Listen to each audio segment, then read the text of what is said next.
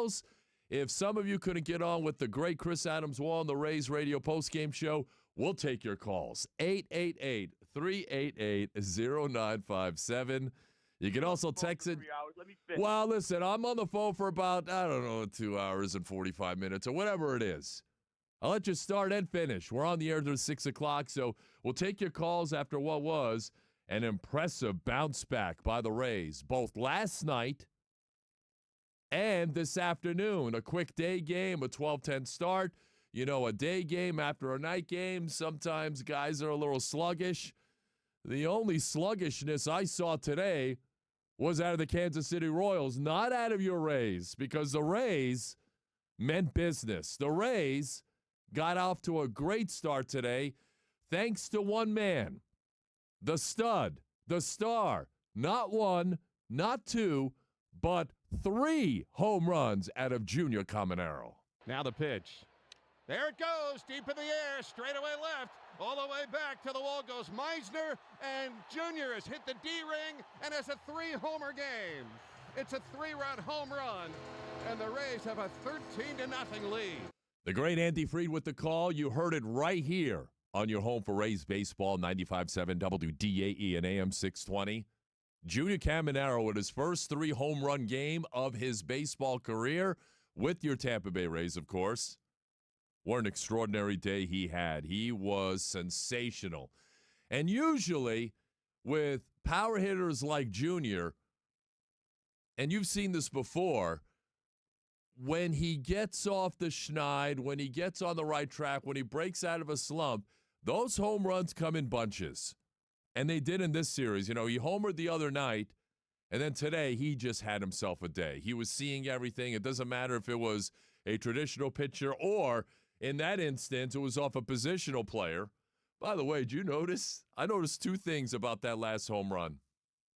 One, the velocity on the pitch from Tolbert was a robust 48 miles an hour. He just kind of lobbed it in there. And Junior, he held his hands back. He was waiting on this lollipop from Tolbert. And, boy, he got into that one. The official number said 393 feet. No way, dude, because it hit the D-ring. That one was well over 400 feet. He crushed it off a 48-mile-an-hour lollipop from a position player. Now, the other thing I noticed, and maybe you noticed this as well, is it took Junior about 35 minutes to round the bases. I thought we were going to be late for the drive after the Rays radio postgame show. I can hear you. Oh, I'm glad you can. Because Junior took his sweet time rounding the bases. You know who noticed? Besides, of course, me. I noticed the little things like that. The Kansas City Royals noticed that too. And don't forget, these 2 teams play next week in KC. And the Royals are going to remember that. Look, a guy hits 3 home runs. I mean, you're not going to bean a guy. And I'm not suggesting that Junior better watch out. But, you know, I think there will be some chin music, which is Ronnie Lane's show, which I think aired this morning at 8:30. I know he had, like, breakfast with Ronnie Lane, the pregame show there.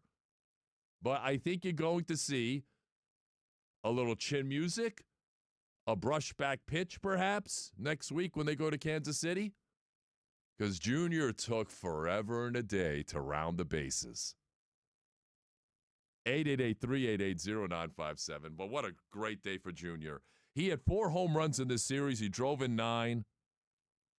And I'll tell you this, a lot has been made about the Rays offense. And today they were extraordinary. Last night, they could have blown that game wide open. I mean, they were up 5-0. They had the bases loaded, and Aranda struck out and Valade struck out, or else, they could have scored 8 or 9 runs in that game last night. But, look, they won the game. That's all that matters. Brian Baker got save number 20. And then today they jumped all over the Royals, who looked like they just wanted to get out of Dodge. They wanted to get out of town. Like, the Royals won the first 2 games, but kudos to the Rays for coming back in a very big way. And winning 5-3 last night and 13-2 this afternoon. So they paid back the Royals, who won a close game, that first game, which the Rays could have easily have won. And then they won a laugher the second game on Tuesday night. And look, the Rays came right back. And that's what you want to see. And now the Rays on this 10-game homestand are 4-3. Not the worst thing in the world. Now, with Arizona coming in this weekend, and you have Nick Martinez tomorrow night, Drew Rasmussen Saturday, Shane McClanahan, who has struggled mightily, he will go on Sunday. The Rays have put themselves in a position, hopefully, to take 2 out of 3. You take 2 out of 3, it's a 6-4 homestand, you're going to take that. Absolutely.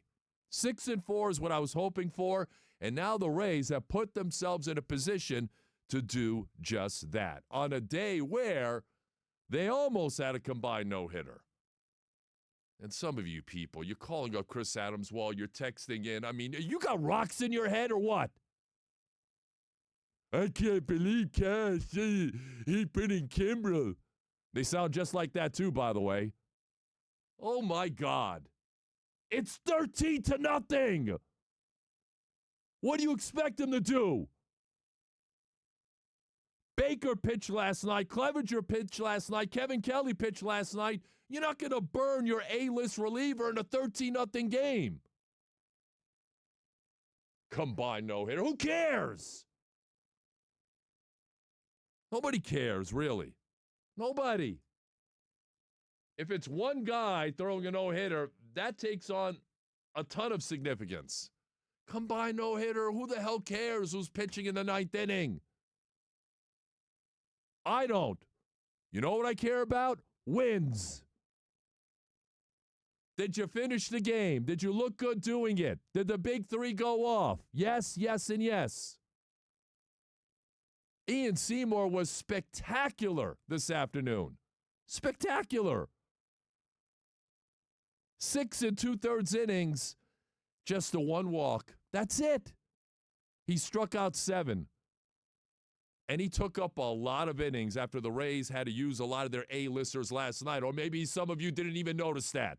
Maybe some of you have selective memory. I don't know. Put down the pipe. Good Lord. Complain about everything. The Rays win. They put up 13 runs, and all you do is complain about the manager putting in Craig Kimbrel in the 9th inning. Oh, I'm over it right now. Thank you very much, Craig Kimbrel in the postgame. That was a great line. I'm over it, too. I'm over it. Who cares? My goodness. Some of you are fixated on, like, the most ridiculous things. Here's what really matters. The Rays are 12 games above 500. They've won 2 in a row. And the big three are coming through in a big way. Recently. Junior Caminero, 3-home run day for the first time. Hit 4 home runs, drove in 9 in this series.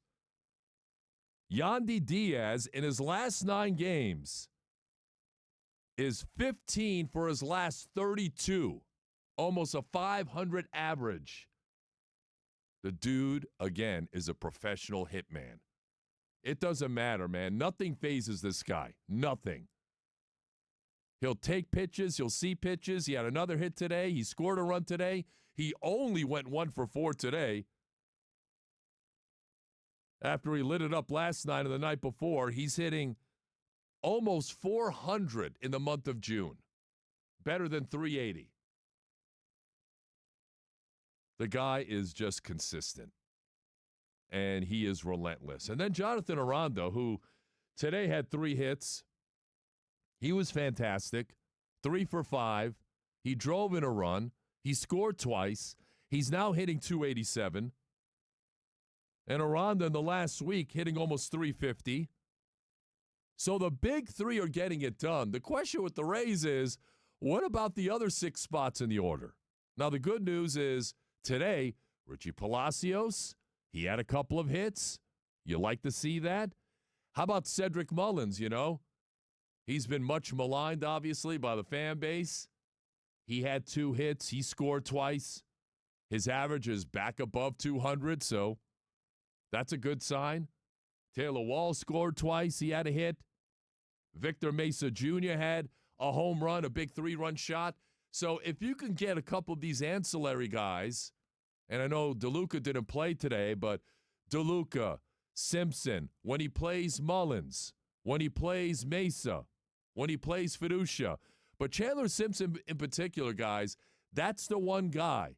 And the one encouraging sign for me is watching him get hot over the last week. He has stolen 5 bases. He's getting on base. He's wreaking havoc. He had a big RBI single today. Actually, it was a double. He stretched it into a double because that's what Chandler Simpson does. Pure heart, pure hustle, pure effort. And it looks like he's showing signs of life. Yes, sir, I am. Yes, sir, you are. And I think that's a great sign for the Rays moving forward. So today was a good day, despite a couple of you with, some, ridiculous, frivolous complaints. 888-388-0957. Text at 82945. What a show we've got planned for you. We'll have some Buccaneer talk in a matter of moments. You better believe it. I got something to say about Baker Mayfield and his contract squabbles. Well, probably Baker. And that's coming up in a few minutes. Speaking of the Bucs, Scott Reynolds, PewterReport.com. He will join me coming up at 5:05. He got to talk to Bruce Arians the other day on the Pewter Report podcast. And it is exciting, Coach. That's your buddy there, Bruce Arians. So we'll get with Scott on the Vita Vea contract, Baker Mayfield contract, and everything else in between as we approach training camp. We're like a month away from training camp, if you could believe that. Can't wait. Football right around the corner. Scott Reynolds at 5:05. A little Let It Ride action coming your way at 5:30. We got a lot of prop bets on there. We got a lot of World Cup stuff on there. Don't forget Team USA tonight against Turkey A Club. Sign me up. And with that, too, latest odds, some surprising ones where the Tampa Bay pro teams that we all care about maybe are a little bit higher up in the rankings than I might have thought. Better odds than I may have expected, and we'll get to that here as well in the 5 o'clock hour. I like that. So we have Let It Ride. Don't forget, Team USA against Turkey A. Tonight, 10 o'clock. You can listen to that game right here, I believe, right? On 95.7 WDAE and AM 620. We got the game here tonight. A game that really doesn't mean a whole lot. And honestly, Christian Pulisic, I know he wants to play, but even he said himself, I don't know if I can play the full 90 minutes. Maybe he plays and only plays a half. We'll see how Mauricio Pochettino, the USA manager or coach, we'll see how he decides to handle that situation with Pulisic in a game that means nothing for the Americans who are already into the knockout stage. So that's coming up later on tonight. So a lot of Rays talk, a lot of Buccaneer talk, World Cup tonight, Team USA in action. There's a lot to talk about here on this program. Let's go to the phones. A lot of you who didn't get in with Chris Adams-Wall, you can get in right now. Your thoughts on the Rays, a nice bounce back in splitting the 4-game series, and now Arizona coming into town this weekend. Let's go to Scott, who's listening from Nebraska, and he's listening through the iHeartRadio app. What's up, Scott? Hey, TKras, thanks for taking my call. I agree with you. There should be no complaints about the win today. My wife always said to give somebody $1 million, they'll still complain it's not in 20s or 10s. But a quick little note.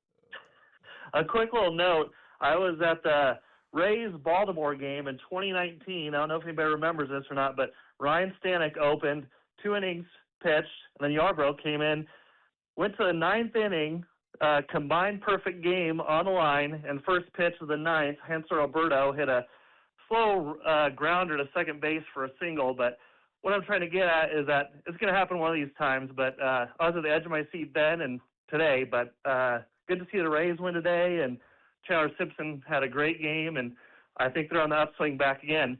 Thank you. Thank you, Scott. I appreciate the call. That's Scott calling in from Nebraska.